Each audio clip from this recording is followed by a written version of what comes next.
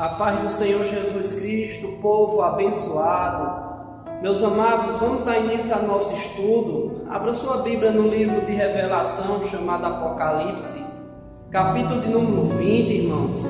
Vamos dar continuidade ao nosso estudo, né?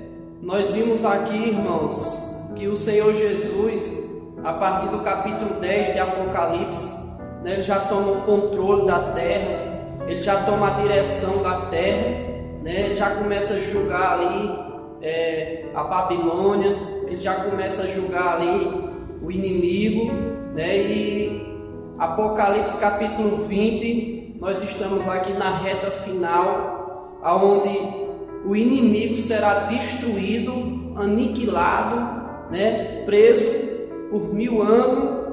E nós vamos ver aqui, irmãos, que o inimigo ele vai chegar o momento final dele. No Apocalipse 20 será a derrota total, a destruição total dele, para que assim no Apocalipse 21 e 22 nós vamos ver ali um novo céu, uma nova terra, porque o primeiro céu, a primeira terra já passou e o mar já não existe. Então o Senhor está preparando tudo, né?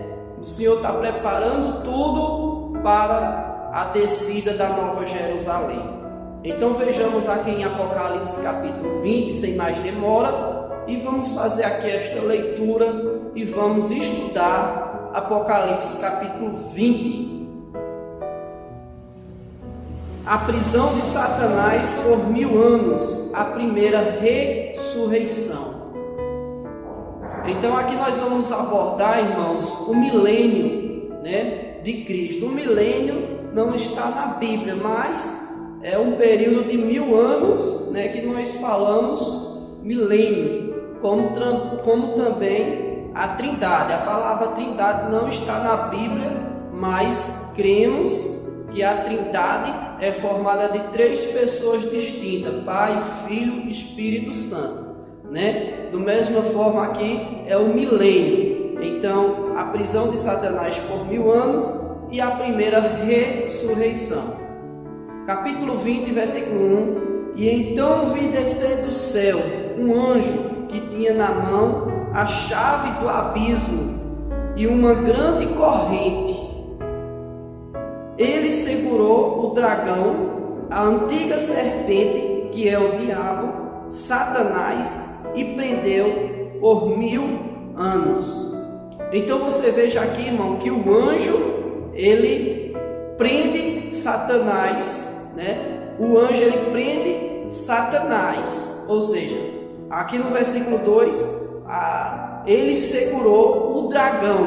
O dragão, irmão, é um símbolo de força, de poder. A antiga serpente fala da sua astúcia, né? O inimigo ele é sagaz, ele é astuto. E o diabo, que é o acusador, ele é o acusador, fala que ele é o acusador. E Satanás representa que ele é o adversário. E prendeu por 1000 anos, né, queridos? Então você veja aqui que Satanás ele é acorrentado, ele é preso por 1000 anos. Como assim, pastor? Irmãos, nós sabemos que Deus é o Espírito. Satanás também ele é Espírito. Se pode prender Satanás, irmão, né? Pode prender Satanás. Existe cadeias para prender Satanás? Não existe, meus irmãos.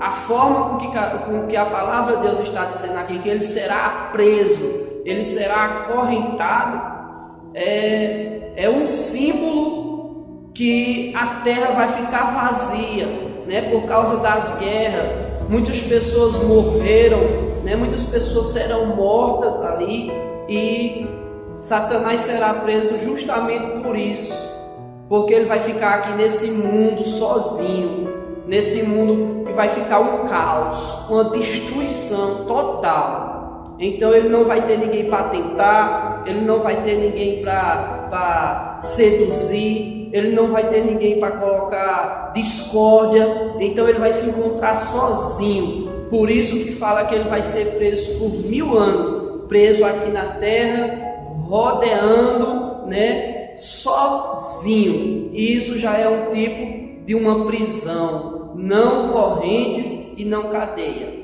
Então vamos ver aqui no versículo de número 3. E lançou no abismo e fechou e pôs o selo sobre ela, para que não mais enganasse as nações, até que se completasse os 1000 anos. Depois disso é necessário que seja solto por pouco tempo. Então essas nações, irmão, ele será preso para que ele não venha enganar as nações. Essas nações representam os santos, né? Durante o período que Satanás será preso, acorrentado por 1000 anos, ele será acorrentado para não enganar as nações, é justamente os santos, né? Aqueles que ressuscitaram. É justamente os santos de todas as épocas que passarão 1000 anos, ou seja, o milênio de Cristo na terra, né? Ele não vai conseguir tentar. Então no versículo 4 diz assim: vi também tronos. Nós já estudamos aqui sobre tronos, né? Os 24 tronos que representam os 12 apóstolos e também as tribos de Israel, né? As 12 tribos de Israel. E nestes sentaram-se aqueles os quais foi dada autoridade de julgar.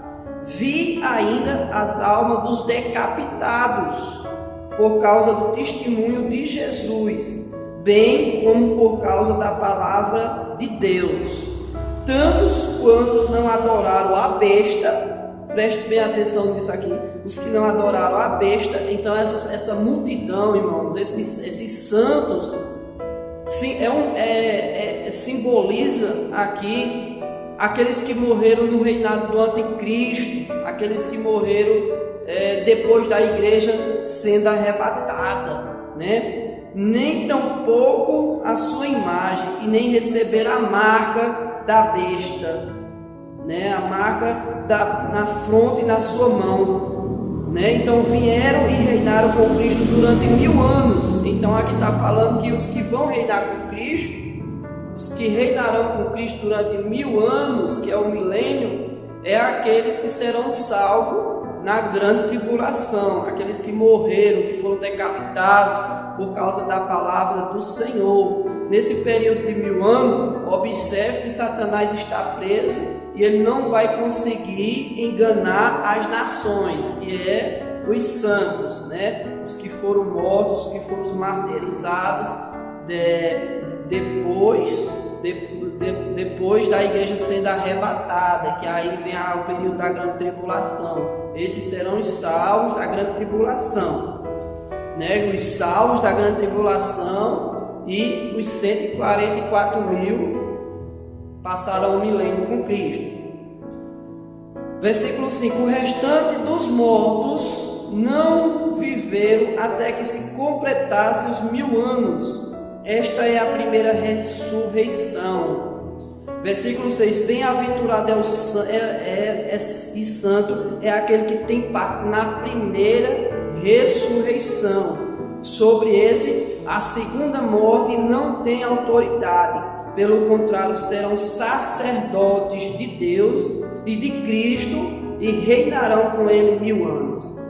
Então observa aqui, queridos, observa aqui no versículo de número 5, que o restante dos mortos, eles não reviveram, ou seja, os que morreram sem Cristo, os que morreram na grande tribulação, que morreram sem Cristo, eles não reviveram, né? Até que se completasse os 1000 anos. Esta é a primeira ressurreição. No versículo 6 diz que bem-aventurado e santo é aquele que, né, tem parte na primeira ressurreição, irmão. Bem-aventurado é aquele que tem parte na primeira ressurreição, né? Porque a segunda ressurreição, irmão, é para os ímpios.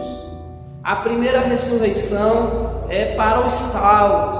A segunda ressurreição é para os ímpios, para aqueles que morreram sem Cristo, para aqueles que adoraram a imagem, né? Aqueles que morreram sem Cristo.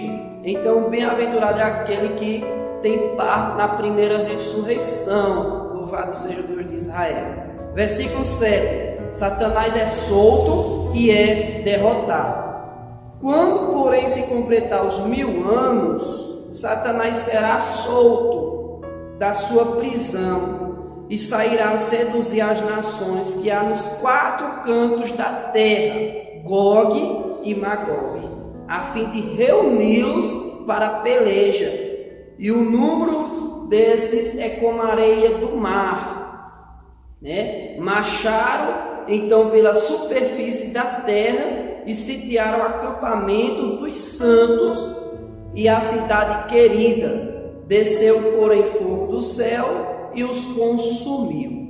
Então você veja, irmão, que passando o período de 1000 anos, Satanás aqui ele será solto.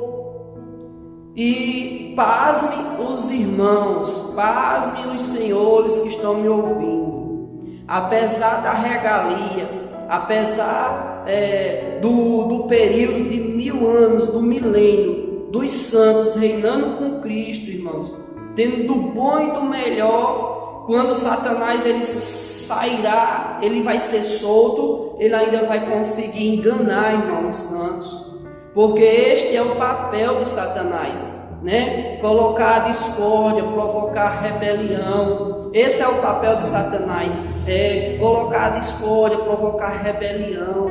E ele ainda vai conseguir, irmãos, assim como ele conseguiu, né? Porque a briga de Satanás foi com o trono do Senhor Jesus Cristo, né? Nós sabemos, irmão, que Satanás foi expulso do céu justamente porque ele conseguiu enganar a terça parte das estrelas do céu, ou seja, ele conseguiu enganar a terça parte dos anjos. Ele colocou a própria criatura de Deus, contra o Criador. Então ele conseguiu fazer a mente dos anjos, ele conseguiu enganar. Ele é astuto, meus irmãos. Então você veja que depois do milênio ele ainda será solto e vai conseguir enganar, irmãos, os santos. E a Bíblia diz que os que vão ser enganados serão como a areia da praia do mar, serão muitos, mas vejamos aqui que desceu fogo do céu e consumiu, né? Esse é um Deus de oportunidade, irmãos.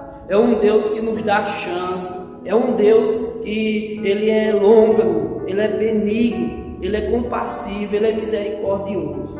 Então vejamos aqui no versículo 10, o diabo, o sedutor deles, foi lançado para dentro do lago de fogo e enxofre, onde já se encontra não só a besta, como também um falso profeta.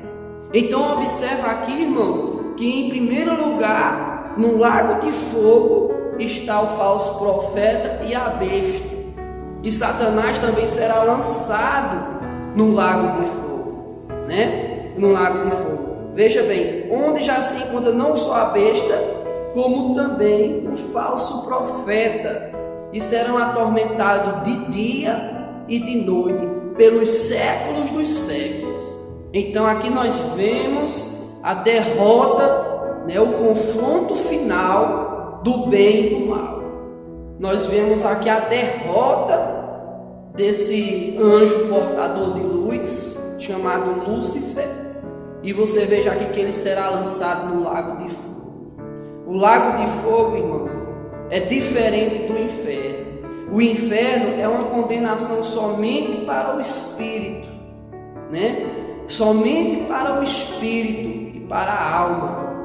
Ali está as pessoas que morreram sem Cristo, ao ponto de ser condenado ao lago de fogo, que é mais pior e mais atormentado e mais quente do que o inferno, o lago de fogo, que é a segunda morte, irmão. Porque a primeira morte todo mundo vai passar. A primeira morte todo mundo vai ter que enfrentar, vai ter que passar. Mas a segunda morte, irmão, não queira eu, não queira você enfrentar essa segunda morte. Porque a segunda morte é a separação total de nós do Criador. É a separação total do homem de Deus. A segunda morte é terrível. É o lago que arde com fogo e enxofre. Então vamos aqui para o versículo 11, o juízo de Deus. e vi um grande trono branco, né? E aquele que nele se assenta, de cuja presença fugirá a terra e o céu, e não se achou lugar para eles. Versículo 12: vi também os mortos, os grandes e pequenos, está vendo? Os grandes e pequenos, posto em pé diante do trono. Então se abriram os livros, ainda outro livro, o livro da vida foi aberto. Então você veja que ali, no juízo final, ou seja, conhecido como trono branco, será aberto os livros. Ali vai ter o livro das obras, ali vai ter o livro da natureza, e enfim, irmãos, vai ter os livros dos nossos atos, ali vai ter o livro, e principalmente o livro da vida. Então essa é a nossa preocupação, irmãos, o livro da vida. Quem vai dar a eternidade no céu e quem vai passar a eternidade no lago de fogo está ali no livro da vida, e essa tem que ser a minha e a sua preocupação. Nós temos que ter essa certeza que o meu nome está lá. Vejamos lá, ainda outro livro, o livro da vida que foi aberto, e os mortos foram julgados segundo as suas obras, conforme o que lhe achava escrito nos livros. E deu mal aos mortos que nele estavam, a morte e o além entregaram os mortos que nele havia, e foram julgados um por um segundo as suas obras. Então a morte e o inferno foram lançados para dentro do lago de fogo. Versículo 15: e se alguém não for achado escrito no livro da vida, esse foi lançado para dentro do lago de fogo. Então observe, irmãos, que diante do trono branco, o Senhor irá julgar os grandes e os pequenos. Você rico, você pobre, você de classe alta, você de classe baixa, todos devemos comparecer perante o tribunal do Senhor Jesus Cristo. Então, amados, a nossa preocupação é: todo aquele que não for achado escrito no livro da vida será lançado no lago de fogo. Certa feita, um dos discípulos de Jesus, quando recebeu do Senhor poder para expulsar demônios, curar os enfermos, purificar os leprosos, eles chegam admirados, porque os demônios se sujeitavam ao nome do Senhor Jesus Cristo. Eles chegaram alegres porque conseguiam expulsar os demônios. E Jesus disse: por que vocês se alegram com isso? Alegrai-vos, pelo nome de vocês está escrito no livro da vida. Então esse é o nosso gozo, irmãos. Essa é a nossa alegria. Saber e ter a certeza, convicção, que o seu nome está escrito no seu livro da vida. Pastor, eu tenho essa dúvida, eu não sei se o meu nome está escrito no livro da vida. Meu irmão, minha irmã, meu amigo, você que está ouvindo e assistindo esse vídeo, você pode agora mesmo dobrar o seu joelho dentro do teu quarto, aonde você estiver, meu irmão, no ônibus, aonde você estiver no avião, aonde você estiver, fecha a porta do teu quarto, ou seja, conversa com Deus no teu coração, pede perdão pelos teus pecados. Você que está afastado, você que está desviado dos caminhos do Senhor, volta enquanto há tempo. Enquanto a porta da graça não se fecha, volta depressa, meu irmão. Volta-te depressa, você que cantava no conjunto da igreja, você que pregava, você que tinha o dom, de tocar para o Senhor, e hoje você se encontra em baladas, hoje você se encontra afastado dos caminhos do Senhor. Meu irmão, volta-te. Volta-te, porque ainda dá tempo, irmão. Não deixa que o trono da graça se feche. Não deixe, que você perca a oportunidade. Volta-te agora mesmo. Quero agradecer a todos em nome do Senhor Jesus Cristo. Esse é mais um vídeo e vamos ficar aqui na expectativa, né, de Apocalipse 21 e 22, com a criação do novo céu, de uma nova terra, aonde na verdade habitará a justiça, aonde na verdade Deus habitará conosco. Shalom Adonai para todos.